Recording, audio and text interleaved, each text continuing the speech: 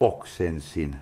Sen jälkeen, kun teit sen Zelenskille. Joo, tuo käytös ja niin edelleen. Se oli historiaan jäävä törkeä teko. Tällaista kusipäisyyttä ei voi olla. Tällaista alhaisuutta ei voi olla. Sanopa jollekin, että aion olla alhainen. Hän ei osaa kuvitella sitä. Tämä pahanilkinen pääsi valtaan, syytti Ukrainaa. Mitä hän sanoi ensin itsensä ylistämiseksi? Jos minä olisin ollut paikalla, tätä sotaa ei olisi syntynyt, hän sanoi. Muistatko? Sitten hän sanoo Ukrainalle, että Venäjä on voimakas. Miksi taistelet?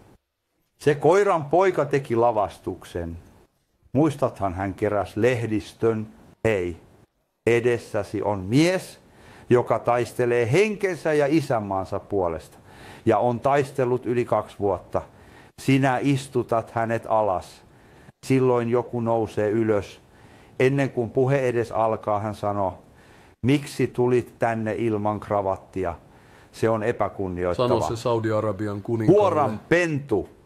Huoran pentu sinä. Katso, hän käyttäytyi siellä hyvin. Jos olisit Zelenski, en kestäisi. Koko sukua voisi solvata ja lähteä. Mutta arvaatko, mitä hän ajatteli? Oletko? Abi, Plataniinin vuoksi olen pakotettu, hän sanoi. Tarkoitan, jossain vaiheessa sanoisin äitinne ja mitä ikinä teille. Ottakaa aseet ja työntäkää ne hanuriinne ja viekää ne Amerikkaan ja räjäyttäkää pommit siellä sisällänne ja lähtisin. Mutta mies kesti. Mitä hyökkäyksiä ihmisten edessä? Mitä? Ja mitä hän sanoo? You have no heart, hän sanoo. Voi hyvänen aika, sanotaanko näin.